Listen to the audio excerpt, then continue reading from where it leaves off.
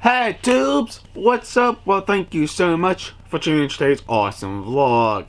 If you're curious on what I am doing today down in the family room today, just trying to do a different vlog for ya. But basically, I was helping my friend Slick on YouTube. He's a YouTube fan of mine and a subscriber as well.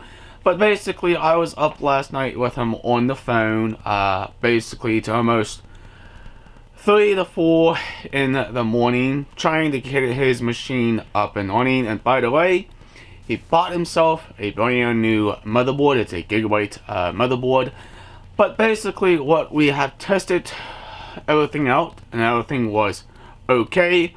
For example, his power supply was fine, his CPU was fine, his liquid cooling system was fine, and his also RAM, SSD, and Wi-Fi card was all perfectly fine.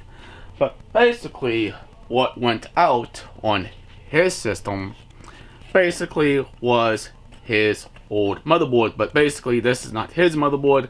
This is just the old motherboard I had laying around. But basically, he has sent that out to me. I would say thanks so much for that. And I'm going to do somewhat a small video of that and kind of diagnose what can go bad on a motherboard. Basically, the motherboard itself can go bad. Basically, we know nothing was bad with the CPU or the RAM itself. But basically, this is just the old Asus motherboard, if it will focus, right though. But this is a very old one. It's a Pentium 4 processor in this unit. But basically, we did get everything up and running, and it's all looking fantastic. Basically, of course, he has to install drivers, software, and stuff like that to get his machine up and running. But basically, motherboards can just die and just a yield, basically. The reason why I'm using a Gigabyte board in both of my main machine and the E machine is I thought using a Gigabyte would be an awesome motherboard to basically use. But it's a lot of things can cause a motherboard to fail, means basically die.